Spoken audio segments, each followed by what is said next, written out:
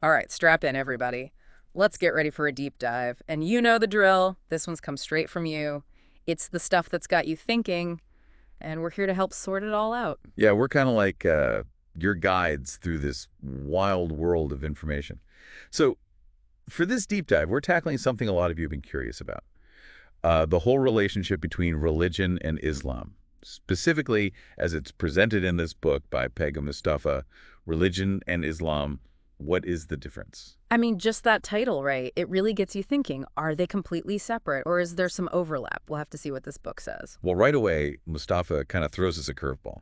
He says flat out that Islam isn't a religion at all. Says it's more of a socio-economic system. Wait, hold on. A system, that's not how most people think of religion. Yeah, and Mustafa really emphasizes this contrast. He kind of paints religion as something that can, well, be divisive sometimes, with all that focus on rituals and personal beliefs. For him, Islam, as this socioeconomic system, is all about building a harmonious society. So it's not just about like your personal connection with God or whatever, but about how you take those beliefs and use them to actually make a difference in the world. Exactly. And he sees this whole system as based on the values you find in the Quran, aiming to build a just and flourishing society. And it gets even more interesting when he compares different cultures and traditions within Islam to the different branches of science. Like you got your biologists and your chemists, your physicists. They're all different, but they're all searching for knowledge, under the same basic principles. So you're saying like Islam as a system has room for different ways of expressing things, just like science has all those different fields. Actually, yeah, that kind of makes sense. It's not like this one-size-fits-all thing. That's the point. It opens up the possibility for all sorts of different interpretations and practices without contradicting like the core principles of the system. And that takes us to another big idea Mustafa is getting at, and that's the role of the Quran. He says it has absolute authority, that it's the literal word of God. It's the final word, the uncorrupted message. Okay, so he's saying the Quran is like super important. Yeah. But what sets it apart from other religious texts? Well, he sees it as this like practical blueprint, not just for growing spiritually as a person, but for building a society that's just and fair. You could almost think of it as a guidebook for like harmonious living with yourself, with everyone around you. Okay, so it's not just about believing in certain things, but about how you turn those beliefs into actions that can actually change the world. That's the heart of his argument. And it leads him to, kind of downplay other texts like the Hadith, which are usually central in more traditional ways of interpreting Islam. He's really zeroed in on the Quran as the main source of authority. You could say he's trying to strip away like layers of interpretation and tradition, trying to get down to what he sees as the real message of the Quran. So he's presenting this like more streamlined, action-oriented view of Islam based on the Quran and nothing else. It definitely challenges like the typical way we see Islam portrayed. It does. And that brings us to, the big elephant in the room, the whole set of misconceptions and criticisms of Islam, the stuff we always see in the headlines, like violence, the oppression of women, limits on personal freedom, all that. Right. That stuff can really make you second guess diving into a topic. But Mustafa, he just dives right in. He uses specific examples to debunk what he sees as totally inaccurate portrayals. And, what I found really interesting is he compares them to things from Western history and practices to make his point. That's a unique way to look at it. So he's not just defending Islam. He's showing that other societies, even those with different belief systems, have their own complexities and, Right. yeah, even hypocrisy. Precisely. For instance, when he talks about patriarchy, he acknowledges that, yeah, it's there in lots of places with Muslim majorities. But he pushes back against the idea that it's just about men wanting to dominate everything. Okay, so it's deeper than just men oppressing women. I'm curious to hear what he has to say about it. Well, he goes way back and looks at the history. He suggests that the way men and women divided up the work back in those days, well, it might have come out of necessity more than anything. Right. Like in a world where you're just trying to survive day to day, roles naturally fall along lines of strength and stuff like childcare. Yeah. It wasn't necessarily about one gender thinking they were better, more about adapting to the environment. I see. So he's saying maybe we've oversimplified how gender roles came about in the first place. It's good to rethink those assumptions. Yeah, and it's not just about challenging those assumptions, but the whole narrative. He really criticizes this idea of male dominance as this like misreading of history. He says men and women have always had to work together to survive. It's like he's saying, hey, let's not turn this into some battle between the sexes. We're in this together. And that leads him to make a really interesting comparison. Hmm. He links the Islamic idea of apostasy, which is basically leaving the faith, to how religious freedom is limited in the West. Wait, hold up. How does he connect those two things? He brings up that U.S. Supreme Court case about polygamy. You know, the one that showed even in a country that says it's all about religious freedom, there are limits. The court said just believing in polygamy, even if you don't practice it, could get you in trouble legally. That's an interesting point. So he's saying no society, no matter what their religion or politics is, has total freedom. There are always going to be lines drawn somewhere, right? Exactly. And that takes him to another area where he goes against the traditional views of Islam. All the emphasis on rituals and practices. So he's questioning all that stuff we usually connect with religion, the prayers, the pilgrimages, and all that. He's questioning how necessary those rituals really are. He says some might have been misunderstood, or they aren't really even required by the Quran. He even challenges how people usually understand sola, which is usually translated as ritual prayer. So what's his take on Sola then? If it's not about actually praying, what's it about? Well, he suggests it's more like commitment or obligation. It's not about the ritual itself, more about actually carrying out your responsibilities, to God and to the people around you. So it's more about how you actually live your life than just doing specific rituals. That's a pretty big shift in perspective. Yeah, and he illustrates this with some thought-provoking examples.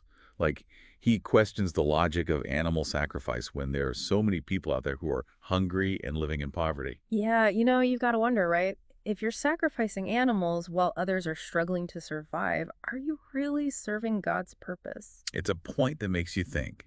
And he also criticizes the way the Hajj pilgrimage has become so commercialized, pointing out how much money is spent on it while people are lacking basic necessities. It's like he's saying, hey, maybe we need to reevaluate what's really important. Maybe true service to God is about helping those who are suffering, not these big fancy rituals. That's the core of his argument. And it all connects back to his point about Islam being this socioeconomic system. He's suggesting that actions that actually help people, those are more aligned with the true spirit of Islam than elaborate rituals that, well, they might not directly impact people's lives all that much. I can definitely see where he's coming from with that. It makes you think about, how your faith and actions connect, how your beliefs actually impact the world. And that's just the tip of the iceberg. He goes on to challenge how Sola is traditionally interpreted, and he even looks at specific stories from Islamic tradition. But we'll get into all that in the next part of our deep dive. All right, so we're back and ready to really dig into religion and Islam. What is the difference? Last time we were talking about Mustafa's take on Sola, how it's not so much about ritual prayer, but more about like a deeper commitment and obligation. It really got me thinking about how faith should lead to action. Yeah, that's something you see a lot in the book. Mustafa keeps pushing us to move past those empty rituals and really embrace a more active, engaged way of practicing Islam. And he looks at specific examples from Islamic tradition to make this point. Okay, I'd love to hear an example of that. Like, how does he apply this idea in a real way? Well, one that really stood out to me was how he analyzes the story of Muhammad ascending to heaven. The one where he rides that winged buraq to meet God and get the instructions for the 5 daily prayers. Yeah, it's a wild story. I always thought of it as more symbolic, not literal. What does Mustafa say about it? He says that the way it's traditionally interpreted, it's actually based on a misreading of the Quran. He thinks the story, as it's usually told, is made up, and that it actually takes away from the Quran's message of taking action and making society better. Hold on, he's saying the story isn't true. That's going to upset some people, isn't it? It definitely challenges a belief that a lot of people hold dear. But his argument is kind of interesting. He's like, if God knows everything, why would Muhammad have to bargain with him about how many times to pray each day? Yeah, that is kind of weird when you think about it. He's basically saying, don't get hung up on mystical stories. Focus on what you can actually do to make a real difference in the world. He wants us to ground our faith in action, not fantasy. So he's not saying spirituality or connecting with God isn't important, but that connection needs to translate into concrete actions that help people. Exactly. And this critique of being passive, of relying on mystical experiences instead of doing something concrete, well, it extends to his analysis of Sufism. Ah, Sufism. That's the mystical side of Islam, right? All the poetry, the music, the more introspective spirituality. What does he say about that? He says that this emphasis on mystical experiences and being devoted to saints clashes with the Quran's focus on taking action and serving humanity. He even looks at the language used in Sufi poetry and songs, pointing out how they often portray people as helpless, begging for God to intervene. Which is like the opposite of his view of the Quran's message, which is about empowerment and taking responsibility. Absolutely. It's like he's saying, stop waiting for miracles or favors from God. Go out and make things happen. You have the power to change things for the better. It's a totally different view than what you usually hear about Sufism, which is all about surrender and accepting God's will. And this isn't just about like theological differences. He connects it back to his main argument about Islam being this socioeconomic system. He's saying getting caught up in mystical experiences and spiritual practices can distract from the actual work of building a just and thriving society. So for him, it's about making things better in the real world, creating a fairer, more just world. Precisely. And, he also tackles the whole idea of miracles, which is something a lot of religions, including traditional Islam, use as proof of God's power and legitimacy. Yeah, you mean like those supernatural things that break the laws of nature? Those have always been tough for me to wrap my head around. Well, Mustafa takes a different approach. He argues that the Quran actually downplays how important miracles are. Really? That's surprising. How does he explain that, considering all the stories about prophets and miracles? He goes as far as to say that miracles, like supernatural events that go against the laws of nature, well, they actually go against the rational spirit of the Quran. Wow, that's a strong statement. So if he doesn't believe in the whole supernatural miracle thing, what does he believe in? He points out that when people asked Muhammad to perform miracles to prove he was a prophet, he always said that he was just a human messenger. So instead of doing something supernatural, he focused on his role as the one who was delivering God's message. Exactly. And Mustafa says true faith isn't about seeing supernatural stuff. It's about recognizing the wonder and order of the natural world and understanding that as a reflection of God's power and wisdom. I'm starting to notice a pattern here. It seems like he's always shifting the focus from the supernatural to the natural, from blind faith to reasoned understanding, and from passivity to action. You're getting right to the heart of his message. He's saying we should see the miracles in the everyday wonders of the natural world, like the birth of a child or how the human body works. That's such a beautiful way to reframe miracles. It makes them accessible to everyone, no matter what they believe. Exactly. It's a message that's inclusive, reminding us that we're all connected through this experience of living on this amazing planet. And this ties into another fascinating point he makes, the idea that truly serving God is about doing things that benefit humanity. Yeah, that goes back to what we were talking about before. It's not about grand gestures or otherworldly experiences. It's about the things we do to make the world a better place. He emphasizes that the Quran's message is all about taking action to ease suffering, promote justice, and create a harmonious society. He even suggests that fancy rituals and displays of piety can actually distract from the real work of serving God by serving others. It's like he's saying actions speak louder than words. True faith is about putting your beliefs into action, making a tangible difference. And this whole idea of service connects directly to his main argument about Islam being a socio-economic system. He suggests that what makes a true Muslim isn't their piety or how strictly they follow rituals, but their dedication to building a just and equitable society. It's a pretty strong challenge to those who focus on rituals more than they do on acts of kindness and compassion.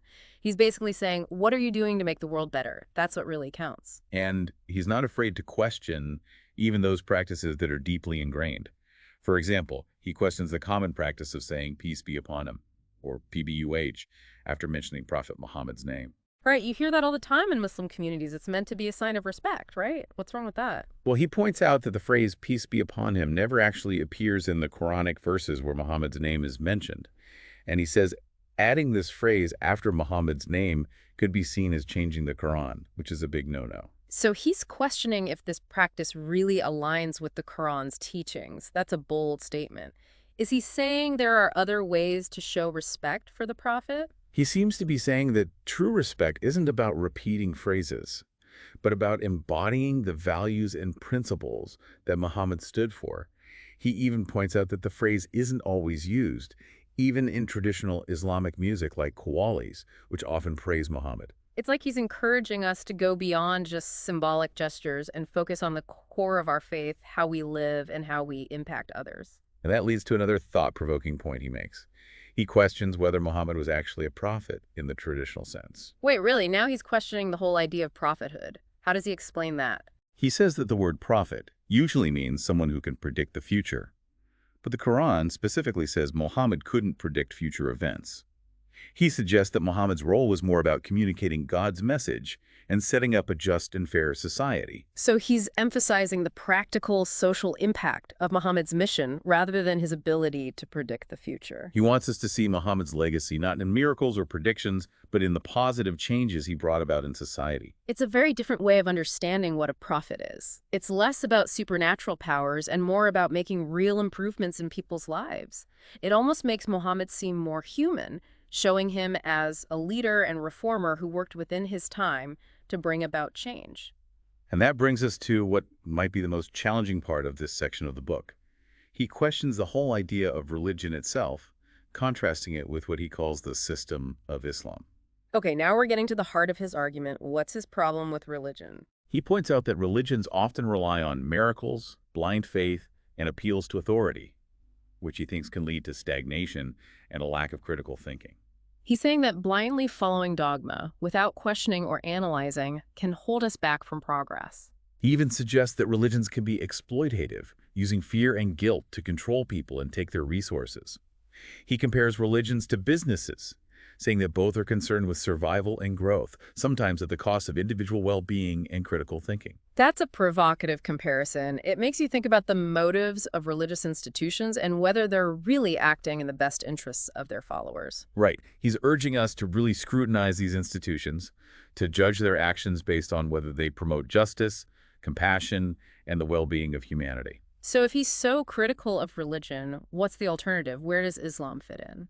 He argues that true faith should be expressed through actions that benefit humanity, and he believes that the system of Islam, as laid out in the Quran, provides a framework for creating a just and equitable society. He's not rejecting spirituality or the idea of a higher power, but he's saying we need to move past the limitations of traditional religion and embrace a more active, engaged approach to faith.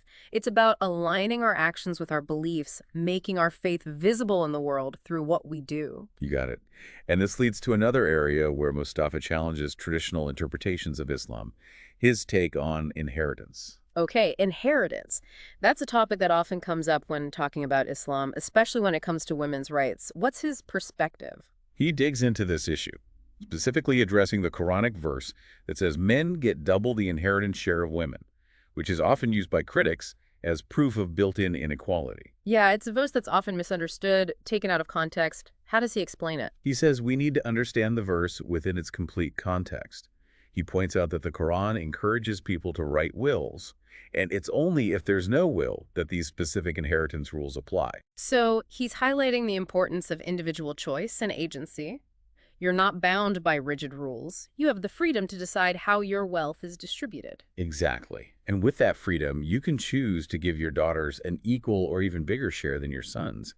The Quran even says that if a will is seen as unfair, like if it cuts off a family member without a good reason, then steps should be taken to make it just. So it's not a one-size-fits-all system. There's room for flexibility and fairness. It's interesting that he compares Islamic principles with practices from other cultures and times. You're right. He draws a really interesting parallel between the Quran's approach to inheritance and the concept of primogeniture, which was used in lots of European societies for centuries. Primogeniture, where the oldest son gets everything, leaving daughters and younger sons with nothing. It was all about keeping wealth and power within a specific line, often at the cost of fairness. Exactly. And Mustafa points out that this system led to a lot of injustice and people being disinherited, especially women. In contrast, the Quranic system, even without a will, makes sure that everyone in the family gets a portion of the inheritance. It's like he's saying, look, even the default setting in the Quranic system is fairer than some systems that have been used in other parts of the world. He's challenging our assumptions about which cultures are progressive and which are not. And this theme of contrasting Islamic principles with Western practices comes up again when he talks about apostasy. Apostasy, which is leaving Islam, that's a topic that always seems to cause controversy and misunderstanding. He tackles it directly, challenging the common belief that Islam is fundamentally intolerant of those who decide to leave the faith. But don't some interpretations of Islamic law call for harsh punishments, even death, for people who leave Islam? How does he deal with that? He says that the Quran itself doesn't mandate the death penalty for apostasy. He points out that there are verses that clearly state there is no compulsion in religion. So he's highlighting the idea of free will, the right to choose what you believe. He even uses the word revert instead of apostate, implying that people have the right to choose their beliefs, even if they choose to leave Islam. He's framing it as a personal choice, not a betrayal of the community. That's a much more nuanced perspective than what you usually hear, which often portrays Islam as being intolerant of other beliefs. He delves into the historical context of apostasy in early Islam, arguing that the main concern wasn't just about people changing their beliefs, it was more about what those actions could mean politically. Remember, in those early days, the Muslim community was facing threats from everywhere. So apostasy wasn't just a personal choice. It could be seen as a threat to the safety and stability of the whole community. Exactly. And he draws a parallel with the idea of treason in modern countries. Just like betraying your country can have serious consequences, betraying the Islamic community back then was seen as a major offense. He's not saying those actions were right, but he's giving us the historical background to help us understand why apostasy was taken so seriously in those early years. He's encouraging us to look beyond the simplistic Islam versus the West narrative and see the complexities and subtleties within both traditions. And it's this approach, this willingness to challenge conventional wisdom and offer alternative interpretations, that makes Mustafa's book so thought-provoking. He's not afraid to ask tough questions, push us out of our comfort zones, and make us reconsider our assumptions about both religion and Islam. He's given us a lot to think about. It's like he's peeled back layers of interpretation and tradition to show us a different side of Islam, one that's grounded in action, reason, and a deep commitment to social justice. And we're back for the last part of our deep dive into Paigam Mustafa's Religion and Islam. What is the difference? From what we've explored so far, it seems like he's pushing for a pretty big shift in how we think about faith and religion. Definitely. He's made a strong argument for going beyond just blind faith and empty rituals, and instead focusing on how our beliefs actually affect the world. And in this last part of the book, he really drives that point home. So let's get into it. What are some of the key ideas he emphasizes in this final section? Well, one thing he stresses is the danger of blind faith. The kind of belief that doesn't allow for any critical thinking or questioning. He even says that blindly following the crowd can lead you away from the truth. It's like he's saying, don't just accept things as they are. Think for yourself. Question everything. Be different. It reminds me of that quote, "The unexamined life is not worth living." Exactly. He wants us to engage with our beliefs on a deeper level, to question everything, to be open to new perspectives. And he doesn't hold back when it comes to critiquing how religions can take advantage of this tendency toward blind faith. So how does he see that exploitation happening? He points out how some religious institutions use fear, guilt, and appeals to authority to control people and hold on to their power. Yeah, I've seen that in different religious groups, that whole do this or you'll go to hell kind of thing. Exactly. And Mustafa doesn't shy away from saying what he thinks. He compares religions to businesses, suggesting that both are ultimately focused on survival and growth, sometimes at the expense of people's well-being and their ability to think critically. Wow, that's a pretty bold comparison. It makes you wonder about what's really motivating some religious institutions. It does. He wants us to look beyond the surface and ask, are these institutions really looking out for their followers? Or are they more concerned with their own power and influence? He's definitely not afraid to ask the hard questions. And it seems like this critical approach also applies to his views on the afterlife. You're right. That's another important point he makes. He says that religions often focus so much on the afterlife that they neglect the real problems people are facing right here, right now. It's like that saying, pie in the sky when you die. What good are promises of heaven if we're ignoring the suffering that's happening all around us? Exactly. He points to those lavish temples, mosques, and churches that are supposed to represent religious devotion, while millions of people struggle with poverty, hunger, and homelessness. It's a pretty stark contrast, and it makes you wonder what our priorities should really be. He's calling out what he sees as misplaced priorities in many religious traditions. He says that true faith should show itself through action, through a commitment to easing suffering and creating a fairer world. I'm starting to see a pattern here. He's consistently emphasizing doing something rather than just believing, focusing on real results instead of abstract promises. You got it. He's advocating for a kind of faith that's grounded in the real world, a faith that translates into positive change for both individuals and society as a whole. And to illustrate this point, he uses a quote from Dr. Shankar Dayal Sharma, the former president of India. Oh, interesting. What does he say? He wrote, "The Quran is a command for action. You turned it into a book of prayer. It is a book to understand. You read it without understanding." Wow, that's a powerful statement. It really highlights the disconnect between how Mustafa understands the Quran's message and how Islam is often practiced. Exactly. And it underlines his central argument that true Islam is about living a life of action, keeping your commitments, and becoming someone who benefits humanity. So it's not just about praying or believing the right things, it's about what you actually do, the impact you have on the world. Right. And that leads us to his final thoughts on what Islam really means. Okay, I'm ready for the grand finale. What's his concluding message? What does he want us to take away from all of this? He argues that Islam, at its heart, is about building a just and fair society, one that's based on the Quran's principles of compassion, service, and accountability. It seems like he's redefining what it means to be a Muslim. It's not about rituals or dogma, it's about creating a more just and compassionate world. Exactly. He rejects the idea that Islam is just a set of rules and rituals. Instead, he sees it as a dynamic system meant to help humanity flourish and create social harmony. It's a vision of Islam that's based on action, on a deep commitment to making the world a better place. It's pretty inspiring. It is. And he leaves us with one final thought-provoking question. Okay, lay it on me. What's the question that's supposed to stay with us long after we finish the book? He asks, does serving God mean doing a bunch of elaborate rituals, or is it better shown through actions that directly help people? Wow, that's a powerful question. It really makes you think about your priorities, about what it truly means to live a meaningful life. And I think that's the core of Mustafa's message. He wants us to move beyond the superficial aspects of religion and find a deeper, more engaged understanding of faith. He's not giving us easy answers or telling us exactly what to do. Instead, he's giving us the tools to question, to explore, and to find our own way to live a life that matches our values and makes the world a better place. It's been quite a journey, hasn't it? We've explored some complex ideas, challenged conventional wisdom, and maybe even discovered some new perspectives. I know I've learned a lot, and I hope our listeners have too.